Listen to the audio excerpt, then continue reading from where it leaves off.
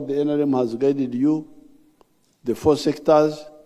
Next time I'll talk about the other 3. This time I've just spoken about commercial agriculture, extensive and intensive. But next time I will talk about the other manufacturing and so on. So I wish you good luck, and I hope that many of the people who want to help the people concentrate on the issue of homestead income. Seek ye first homestead income first, the rest will be easier. Thank you very much. Also, President Yoweri Museveni has commended the UPDF's commitment to serving with dedication amidst challenges within the force, spanning from working under hostile conditions to keeping peace in unstable countries.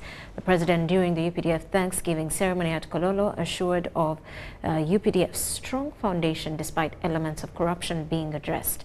Patience Rawogo was the keynote speaker, expressing pride in the force's professionalism and education.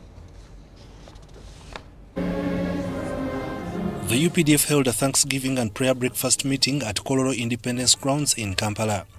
This marks the 13th Tarehe Sita Thanksgiving, which is the culmination of the commemoration of the 43rd anniversary held in Busoga.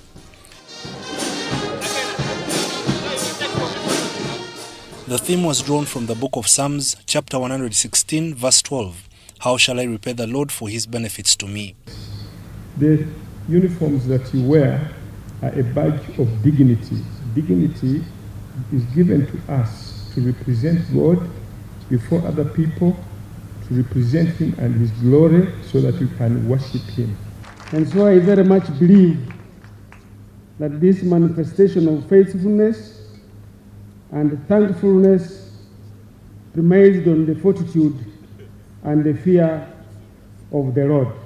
Patience Rwabogo, the keynote speaker, acknowledged the endurance of contributors to the liberation struggle, defining the UPDF as a different army from the NRA, embracing new technology and boasting an educated force. Give God all the glory for what he is using UPDF to do within Uganda and the region. Where others fail, the UPDF goes in and succeeds beyond the expectations of many. And we are all supremely proud and grateful for our armed forces. The army of today is a highly professional army where education, world-class training, use of the state-of-the-art technology, international standards are practiced. The UPDF has forces deployed not only within Uganda, but also in the region. She recognized their role in exporting peace and praised the armed forces' steadfastness and contribution to the economy, while emphasizing the importance of upholding democratic values for national unity and stability. Whether it is in building roads or the recent airport construction, factories and bridges, farms, as we can see in the small booklet, the UPDF has grown into a large and well-organized professional army of the people. She warned against the season of transition, which could have detrimental outcomes. It is the time when the enemy rises up to hijack or derail the purposes of God in order to turn the nation back to the evil cycles of the past. This is clear in the biblical account of the children of Israel, who were on their way to the promised land from captivity in Egypt. During his speech, the president stated that the foundation of the UPDF remained strong, despite elements of corruption and involvement in land matters by some members of the force. Because they are done by only some people who are near some of those resources. And they offend the majority. The majority suffer and see and report. So that will be sorted out. But it's good also to approach it from the religious angle. Professionally, he commended the structure of the army, including its specialized units for their dedication and motivation in missions.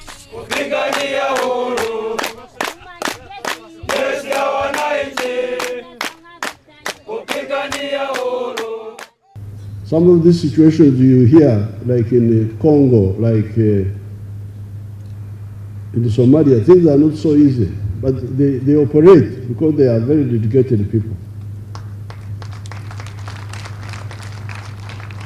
So therefore,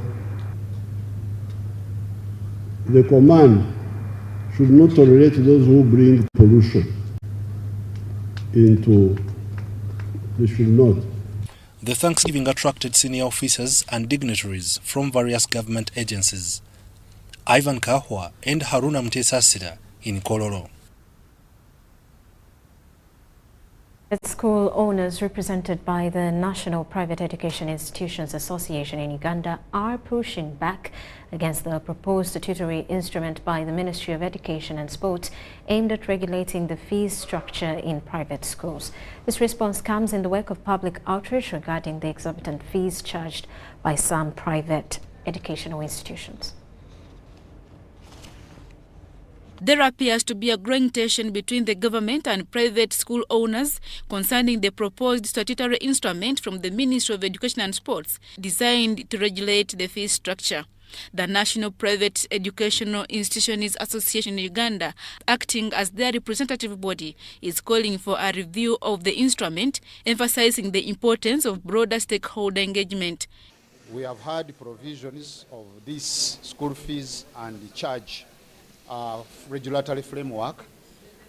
We don't agree with some of these because of the way how they were, the compositions, the way how it was formulated, and the way it is supposed to be implemented. The setup, the committees, what it is tackling, it is basically encroaching on their financial resources that help schools to sustain their programs and activities. There are some aspects of this that we concur with, but on a bigger extent, there are things relating to assessment, things relating to school fees, things relating to development in the schools that we contest as private schools. And we think if we are to fine-tune all of these regulatory frameworks, we need greater involvement of the stakeholders. However, the Ministry of Education and Sports is adamant about the necessity of regulating the fees and school requirements in private schools, citing public outcry as the driving force behind these measures. The guideline they are supposed to follow. If they want to increase school fees, they first consult the permanent secretary and they get the approval of the PS. But they have been increasing school fees irrationally, and there is a very strong public outcry on this subject matter. And indeed it is true, I've told the head teachers, we need to adhere to that guideline. But the good news we have is that Cabinet has approved 12 items that should not be included in school fees. And as I speak, the Minister of Education is already in the process of formulating a statutory instrument this time round. And that instrument, once passed, you cannot do otherwise. If they like, they have to follow our regulation. They have to be governed and regulated. In addition to their concern about fees regulation, private school owners have raised objection to what they describe as an unfriendly taxation regime, posing challenges to the sustainability of private schools. Now, when you talk about property tax, you talk about pay as you earn, you talk about paying for staff, and then the other taxes, they become multiple taxes. My appeal to my government is that if we could do compose and get a one-stop tax, would be good for a school. But if you have a multiple of taxes on the same institution, it may not be justifiable. It is hoped that private school owners and government can reach a consensus on the issue of fee structures and other crucial matters, ultimately benefiting the country's education sector. Adiana Kote, UBC.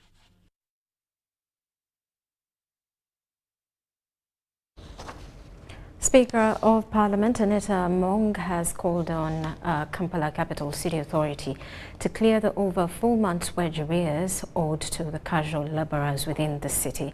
This comes after these cleaners stormed Parliament, led by the Speaker to the KCCA Council, Zahara Luyirika, Kampala members of Parliament.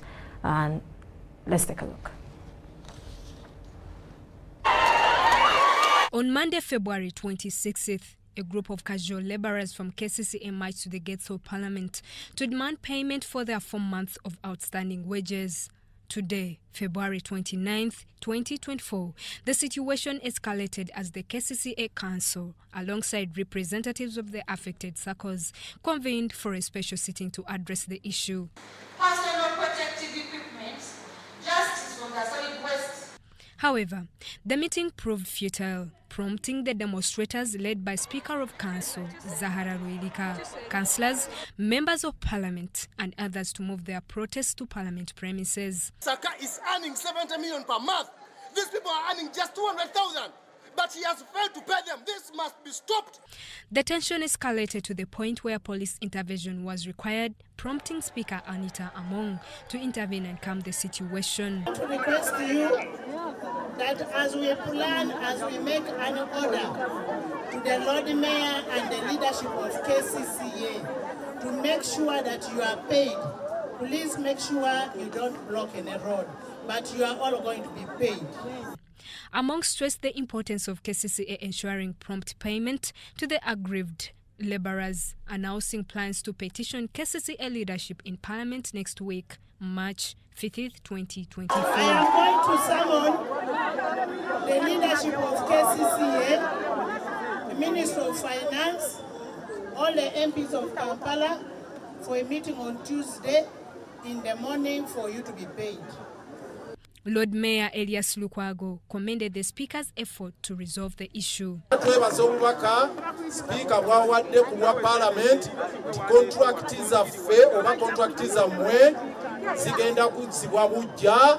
The protesters accused KCCA of breaching the agreement by withholding wages for months and failing to remit NSSF contributions.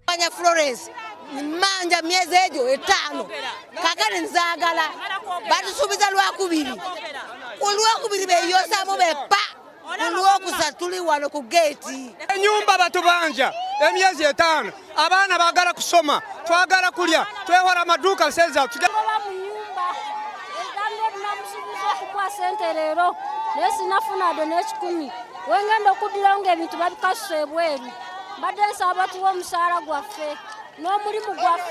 Members of Parliament voiced their support for the labourers, emphasising that they should be paid promptly for their work. The non-payment, it has triggered this demonstration. We are saying let them be paid because in the budget we have 15 billion to pay for their service. Democratic government that has freedom of association, and we're telling them to abandon their interests where they be. Why can't we harmonize? In response to the demonstration, the Speaker assured the cleaners that their issue would be addressed following the parliamentary session on Tuesday, March 5th, 2024. Justin Nakami in Kampala.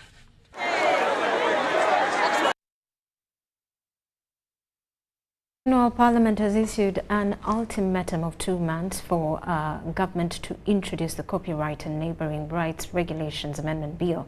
The House was informed that government since 2022 took over the previous bill from Mawokota County Member of Parliament Hilary Chiaga.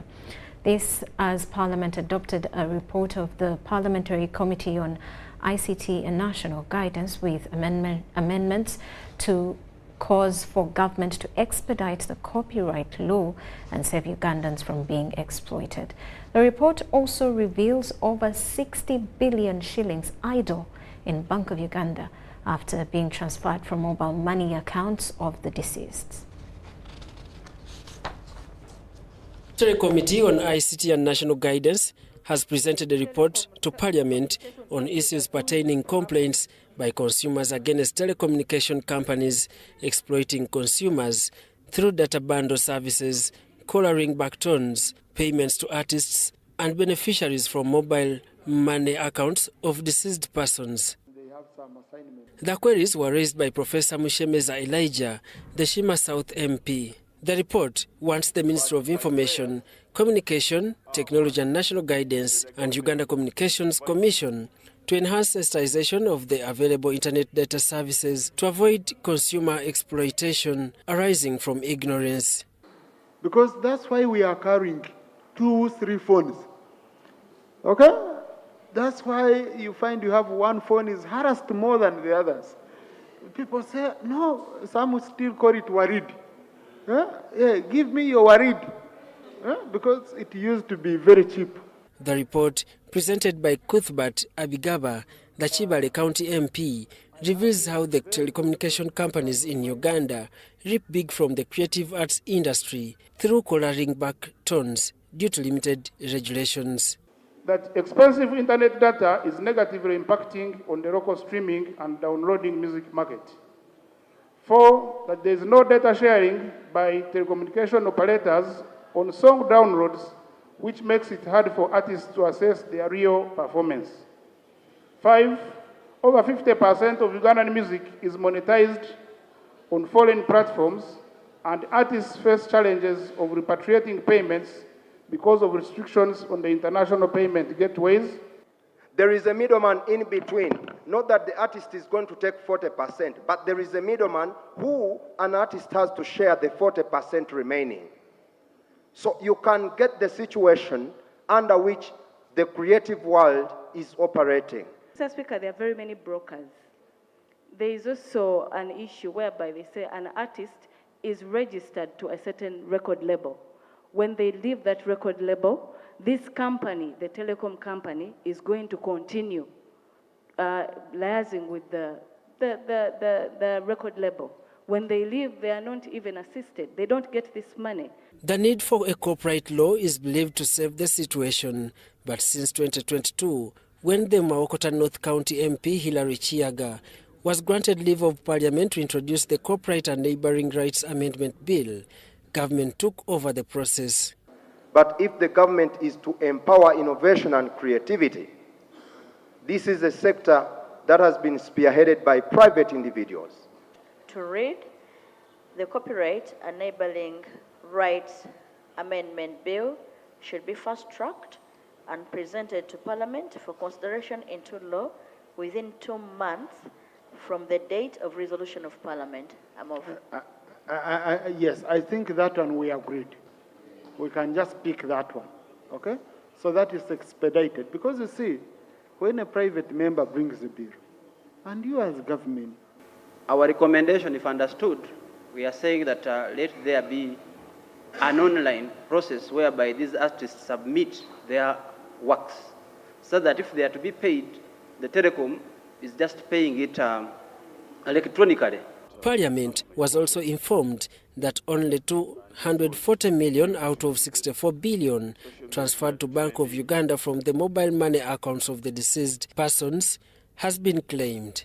6, that the funds held under these dormant electronic accounts are sometimes very meager and thus not an incentive for the beneficiaries,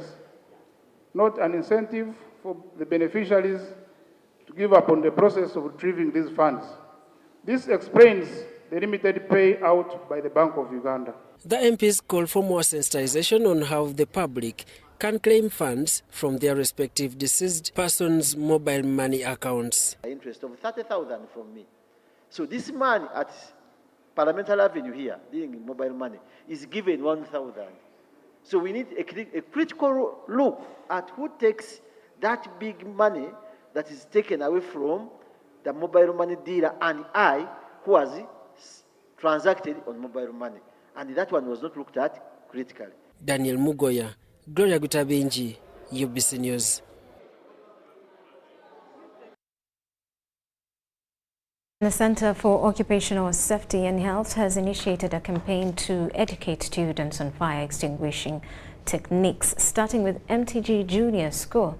The campaign aims to tour various schools across the country to raise awareness about fire safety. Fires have become a prevalent threat in schools nationwide, resulting in a tragic loss of lives and leaving survivors with permanent injuries. The impact of fires extend beyond schools, affecting numerous buildings in Kampala and beyond, causing property damage. Delays of obtaining proper reports detailing the cause of fires add the challenges faced. In responding to this pressing issue, the Machinde Division Education Committee, led by Councillor Nassazi Mulamata and the Center for Occupational Safety and Health, have launched a comprehensive campaign. The primary goal is to educate students on effective fire extinguishing methods in case of any emergency. Councillor Nassazi Mulamata, representing Machinde Division, highlighted the campaign's plans, emphasizing practical aspects of fire safety.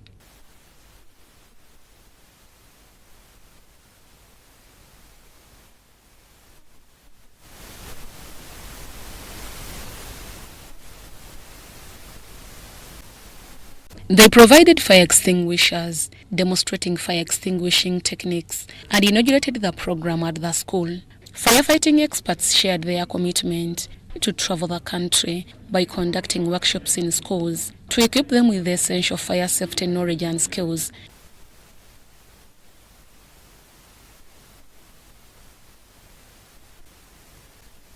So that we can prevent it. You get your fire extinguisher if there is a fire. You pull out the safety pin. You aim the base of the fire. You squeeze the lever, and after that, you swipe or you sweep. Deborah Namamonde, Nicholas Nduga, UBC News. Educational landscape nationwide is undergoing a transformative shift with innovative approaches introduced by organizations like Riverflow International. This initiative is revolutionizing the teaching and learning experiences in schools, particularly in the science and other study disciplines, by providing practical materials. In classrooms spanning from primary to secondary levels are undergoing a significant metamorphosis. Riverflow International's contribution of practical materials is effectively bridging the gap between theoretical knowledge and its real-world application.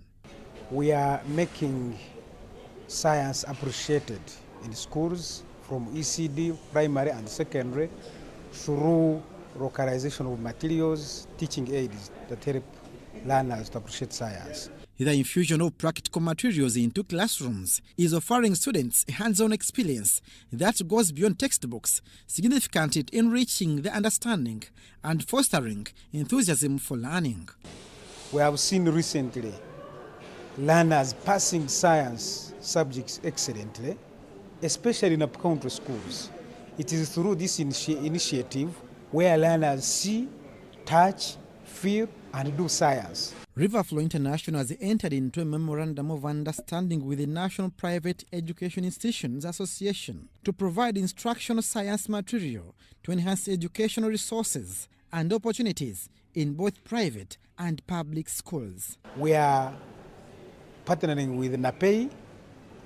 We have signed an MOU, a memorandum of understanding, and we are going to see a number of private schools who have not been part of this also to come and associate with this practical teaching approach. Science is about observing, interacting, and making necessary analyses and presentations, which we can't do in theory. And this is a big challenge in most of our schools. And when we talk of poor performance in sciences, it is partly attributed to lack of these practical elements, chemicals, science equipments and apparatuses within our schools for the learners to learn by seeing. The transformation in teaching method is not limited to a specific subject or level. Instead, it is making education more interactive and dynamic. Abstract concepts that may have been challenging for students to grasp are now made tangible, sparking curiosity and deepening comprehension in both primary and secondary education.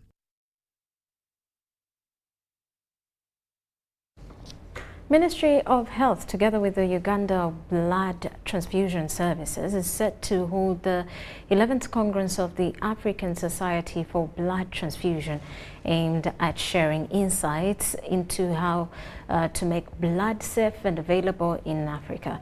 To this, a delegation led by the President of the Association for the Advancement of Blood and Biotherapies, Professor Aaron Tobian, had an engagement with UPDF. Report by the World Health Organization highlights critical shortages of blood in Uganda, raising concerns about the availability of life-saving blood transfusion for patients in need. To address this challenge, a delegation led by the President of the Association for the Advancement of Blood and Biotherapies, Professor Aaron Tobian, is in Uganda to share edge-cutting technology on how to make blood available and safe in Africa. We can learn from each other, and certainly Uganda can learn from the challenges that other countries that ABB works with have experienced and how to find, for example, the space that the new technology, the new equipment requires. This is the same everywhere in the US, in the Middle East, and in Africa. Making sure that the blood is free from HIV, hepatitis B, hepatitis C. Similar to us in the United States, there are always areas of opportunity to improve blood transfusion safety.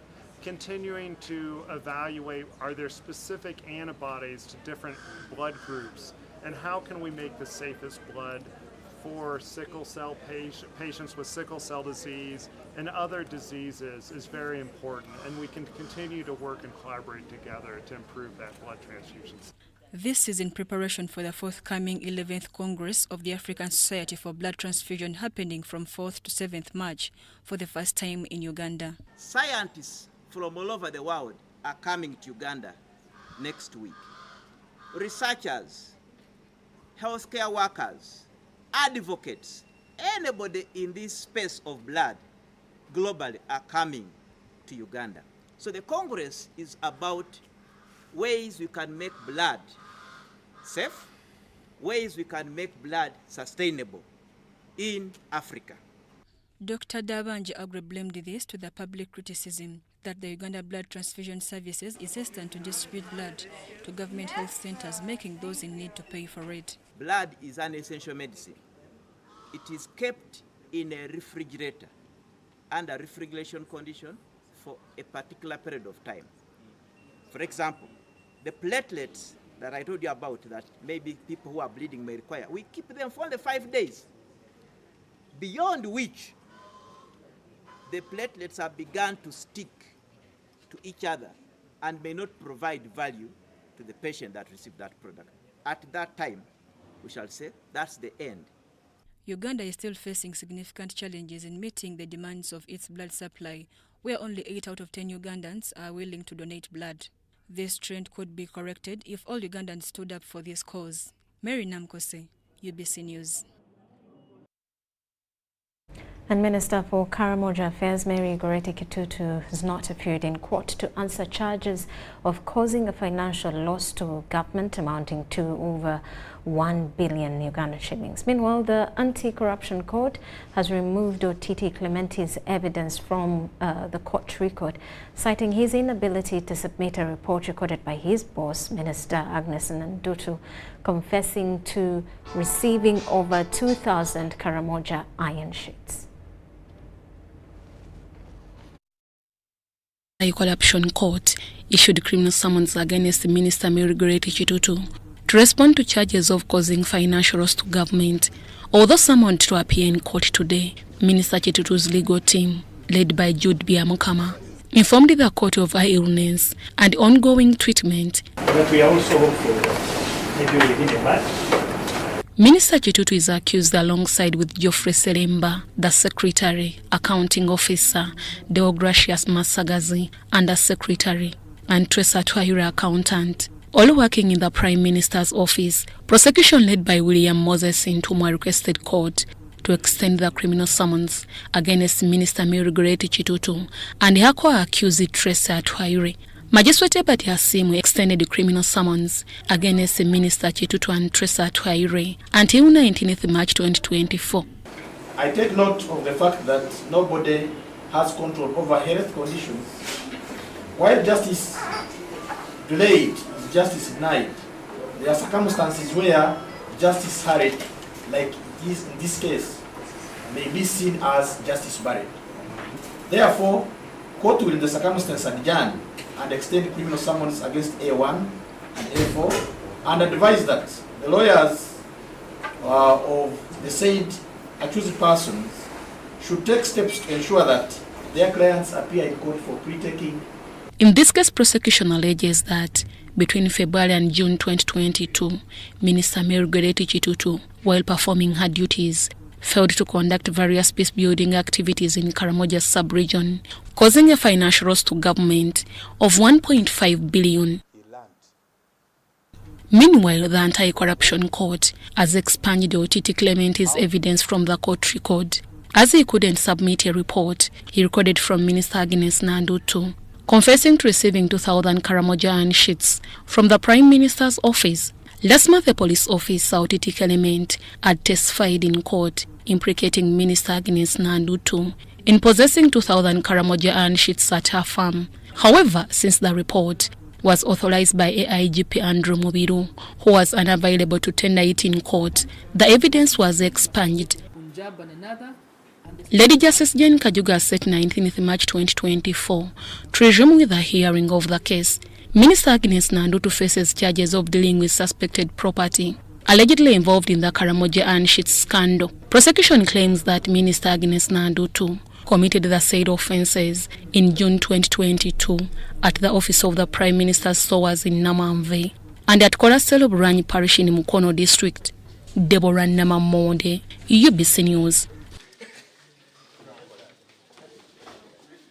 And in the Anti-Corruption Court, Italian national Abdelbagi Mohamed and Daniel Tarazi, along with others still at large, are facing charges of conspiracy to defraud APSA Bank of over $200,000. This was revealed before Magistrate Opit Christopher. The accused Abdelbagi Mohamed sought bail, presenting 3 sureties, including Dr. Kasim Abanda, consultant with the Ministry of Defense and Veteran Affairs. However, prosecution raised objections challenging the substantiality of the 2 sureties. Magistrate Opit Christopher eventually granted Mohammed bail, setting the cash amount at 15 million, with his sureties providing 150 non-cash and requiring him to deposit his passport with the court. The case has been adjourned to March 19th for mention, and criminal summons were issued against Abraham and Chiseka Sali, who are still at large. The prosecution alleges that in March 2021, Abdelbagi Mohamed, Daniel Tarazi, Abraham and Chiseka Sali, as well as others, while at APSA Bank in Masakat District, defrauded over $200,000 from a customer's account, with Abraham falsely claiming ownership of the account. I don't have the in the photo. So, submissions, council with Anzaro. Now, the head teacher of Naigombwa Seed Secondary School in Buse Batia Town Council, Bugweri District, is currently on the run over abuse of office.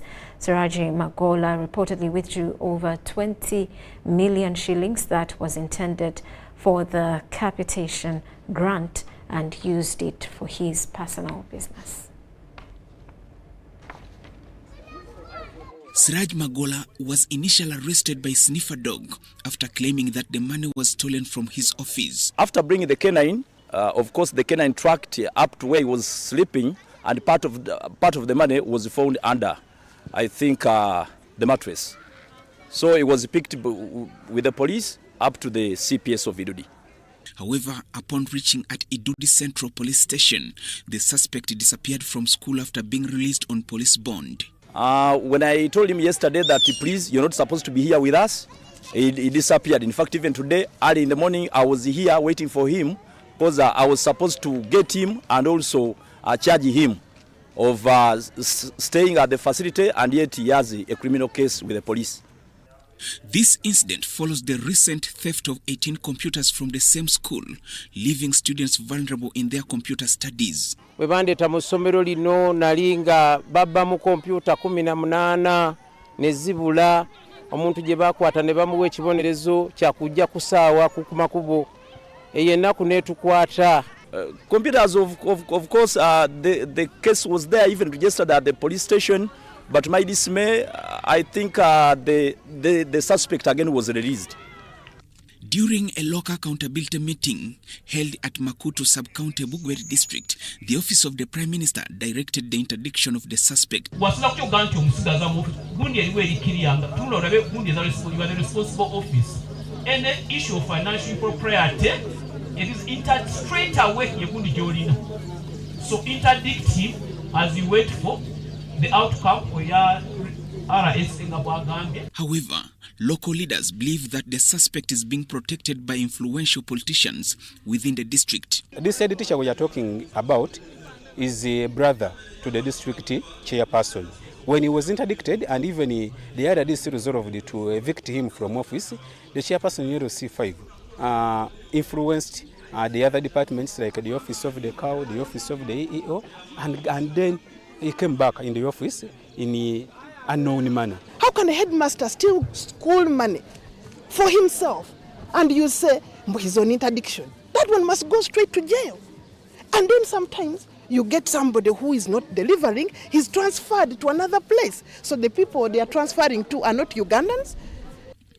The Bugweri District Security Committee has declared the suspect wanted, requesting the central government for his immediate transfer. Fenga committee twagoba died master mu district. Olw'ensonga n'olwaleero mbonyeebonye n'okukola ki n'okubanga tugobayo eri abantu e Naigongwa naye ng'ate office ya CAW bwe kikwatako akimanyi n'olwekyo nze nsaba CAW agende mu maaso atwale headmaster we. Meanwhile, local leaders are demanding for a new head teacher and board, emphasizing that the school cannot operate without them. Joseph Oko, UBC.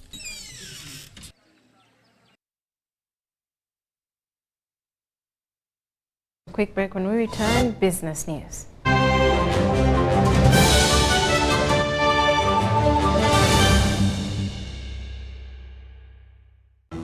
Fred! Osmosis. Freddy! Fred Dollar, my boss, CEO Inojo, the general of generals, the conqueror of conquerors, the first and the final, the sky above the skies, the promised land, the terms and the conditions, the international king crocodile, the source of the Osmosis. Nile. I don't have money today. Just take a polite loan of 200k to stock my shop.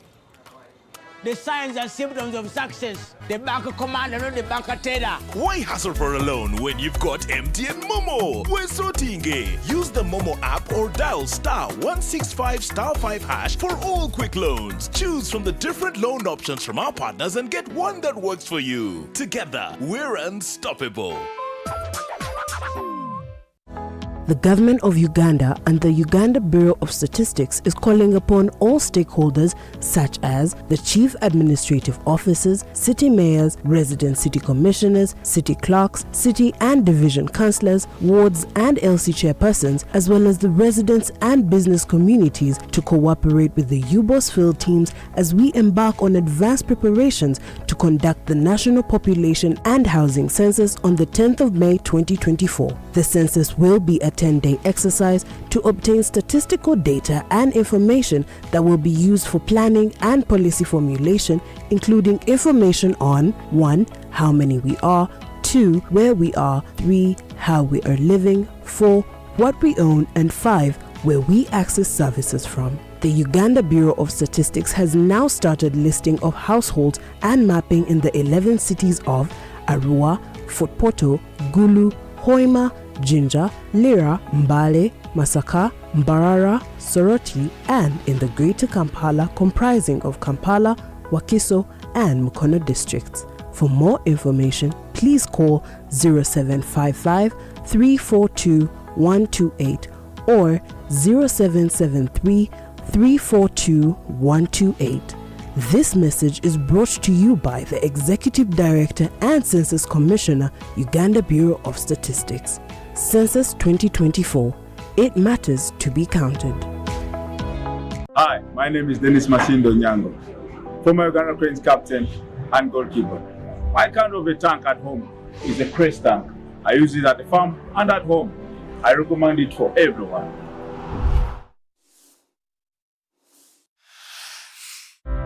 Ebiseera by'okuzaayo abaana mu masomero tebiteekwa kukaluubiriza n'akatono.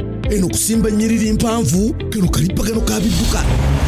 Simanya kuzunga na banka siripsi. Kati osobola okusasula school fees z'omwana wo ate n'okola n'ebirala ntoko ku ssimu ye ey'omu ngalo. Ekikola kyangu nnyo. Nyiga bunyizi *5*8 ogoberera ebikulagiriddwa oba okozese app ya MTN Momo. Ate kati okola ki olwaleero? MTN Mobile Money Uganda Limited erungamizibwa banka enkulu eya Uganda.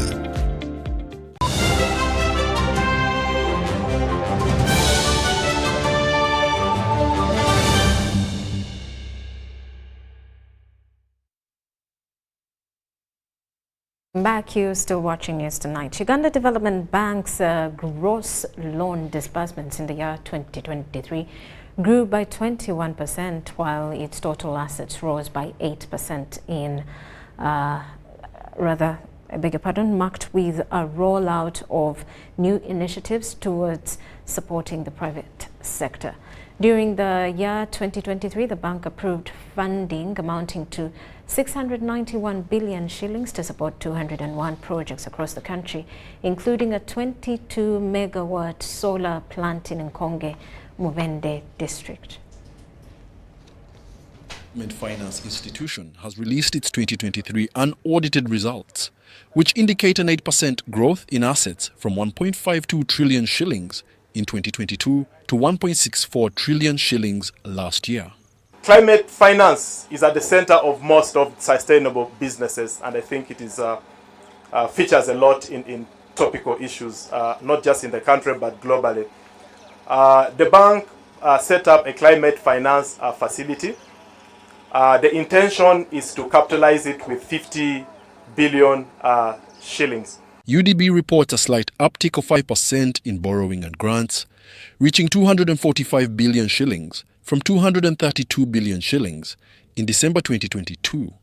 At least 466.5 billion shillings was collected in loan repayments and reinvested to fund disbursements to various enterprises during the year. We approved loans worth 691 billion shillings, and these loans are meant to support 201 projects spread all over the country. These projects are expected to generate 18,558 jobs. The bulk of this approved funding targeted the industry sector, with 409 billion approved to this sector alone. A sum of 19 billion was allocated to fund primary agriculture activities, while 223 billion was approved to boost the infrastructure sector. When UDB comes up to finance projects in the sector, you are helping us to lower the cost of electricity and also to lower the tariff. This Sabo Nkonge solar line facility is among UDB's green financing beneficiaries, which is expected to generate 22.7 megawatts of solar electricity to be sold to government through Uganda Electricity Transmission Company Limited at 7 cents per kilowatt hour on the national grid. It will be interconnected along the 132 kV, as you've heard, Kabulasoke Nkonge transmission line, and will largely serve electricity consumers connected to that line, the Nkonge and Kabulasoke substations.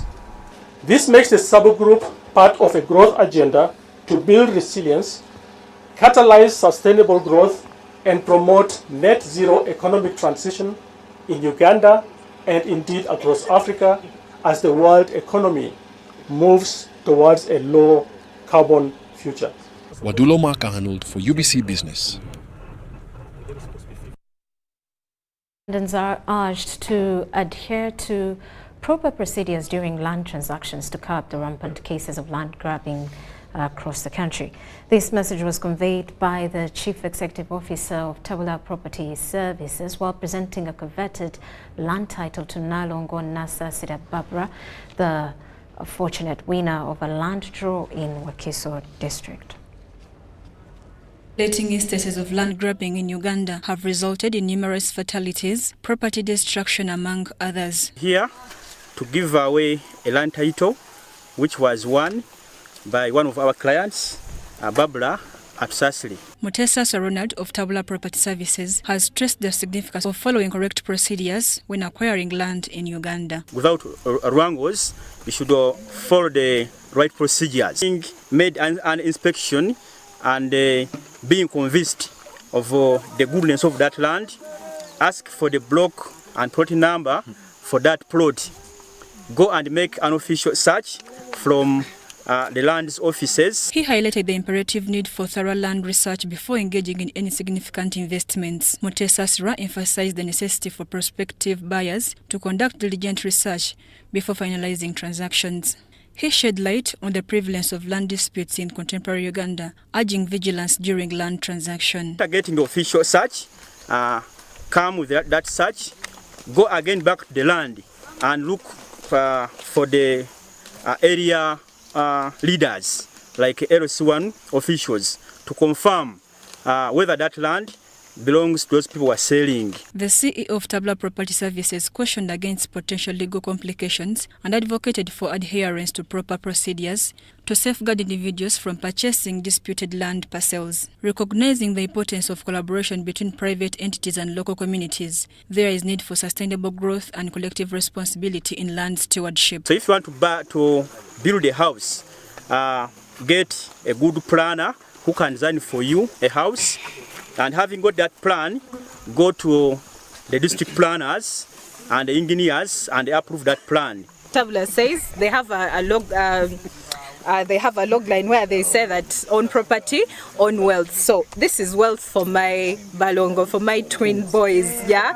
So yes, they will have land in the future and it will have appreciated. Can you imagine? They will always know that Tabula gave them this gift. Mary Namkose, so that Kaye, UBC News.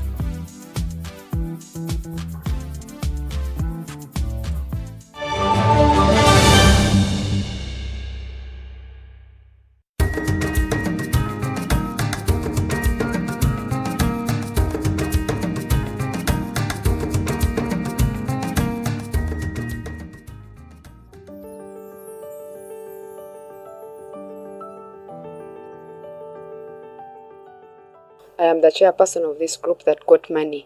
The group is called Kalsandala HIV/AIDS Craftswomen Group. UWEP gave us money in 2017 and they gave us 3.3 million Ugandan shillings. We used it in 1 year and got 23 million out of it.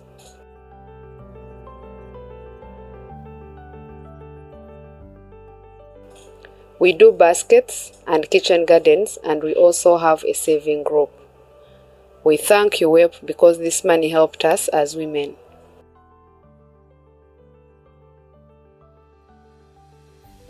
Women can now educate their children and build houses because many of them are single mothers. We work without jealousy because we want to leave a legacy that even those who will be around tomorrow will appreciate.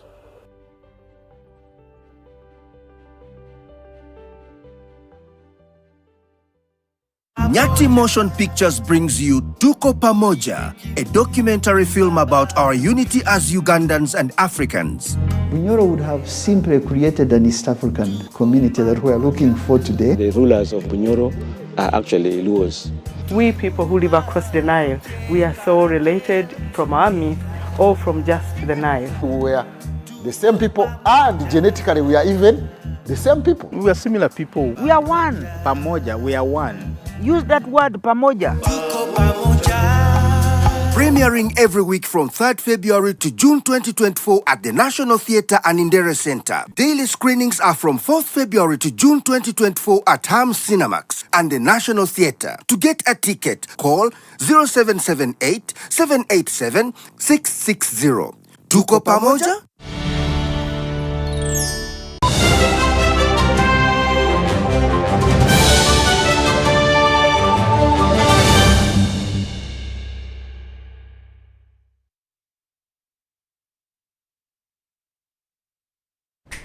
Welcome back. Now in sports, all is set for the second edition of the I&M Bank Katogo Golf Series that will tee off on the 9th of March till, I beg your pardon, that's at the Par 71 Entebbe Club. Let's take a look.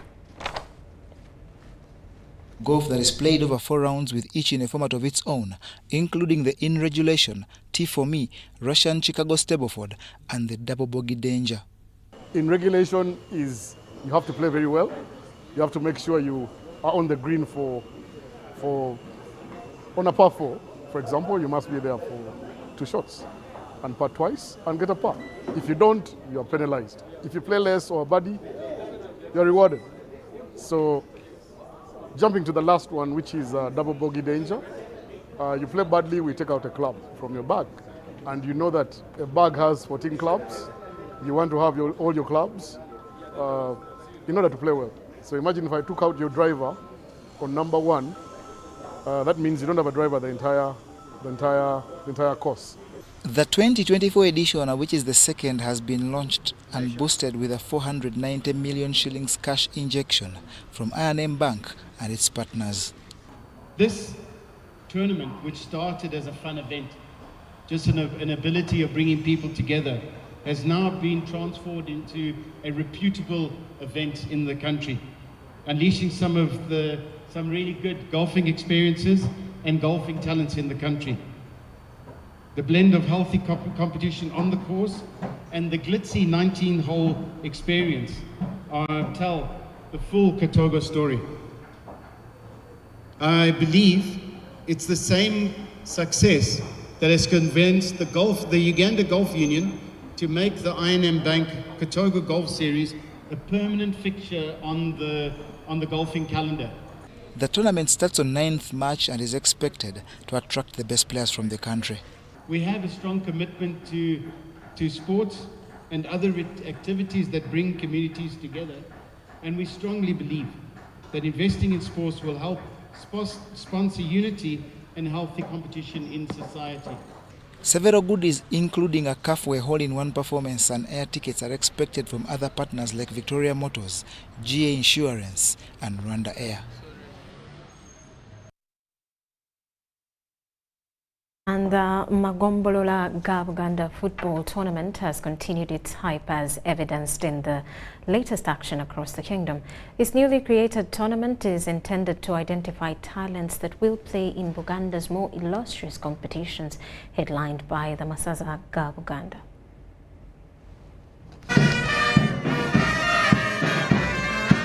The highlight of the weekend that had 80 goals scored in 36 games and by 36 players was the Buganda Kingdom Minister of Sports visit to Butambala. He not only watched the 1-1 draw between Saba Dungando and Saba Walibulo, but also visited youths undertaking economic development projects. He also officiated at the swearing-in ceremony of new County Kingdom youth leaders.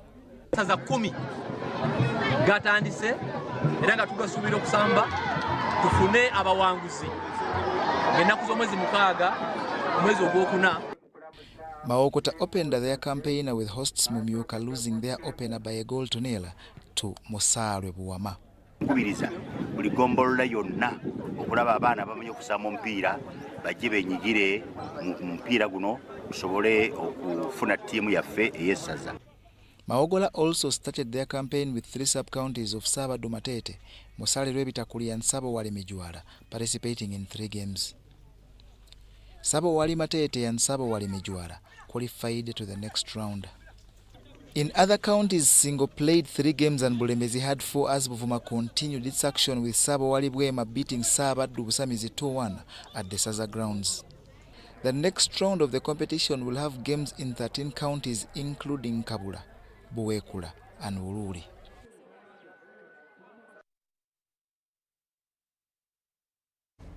Well, that does it for News Tonight. Thank you for sticking with us. I am Rhoda Ngonzi. Have yourselves a lovely night.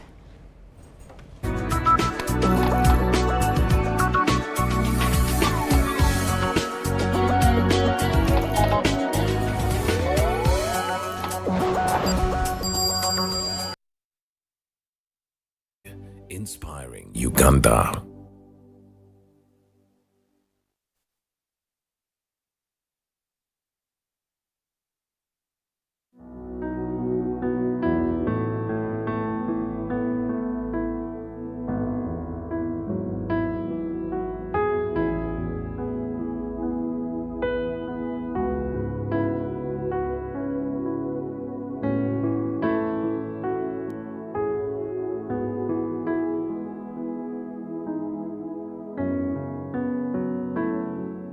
How to use the EIPP. Welcome to the Electronic Investors and Protection Portal, your guide to seamless investment processes in Uganda. Step 1. Navigate to the portal. Start by searching Protection statehouseinvest.go.ug. On Google, use the menu bar for various tasks. Step 2. Submitting a complaint. To lodge a complaint, click Report. Fill out the form, submit and note your reference number. Step 3. Making an inquiry. For inquiries, select Inquiry. Complete the form, submit and record your reference number. Step 4. Whistleblowing. To report anonymously, choose Whistleblow, fill the form and submit. Step 5. Accessing FAQs. Find the answers to the common questions under the FAQs link. Step 6. Seeking information. For investment cycle guidance, hover over Resources, click Resources Center and explore. Step 7. Exploring services. Hover over Services for stakeholder offerings like business registration. Step 8. Tracking progress. To track submissions, click Report, select Track Inquiry or Complaint. Enter your reference number and check your email for updates. Need more help? Call +256 326 100 630 or email info@statehouseinvest.go.ug.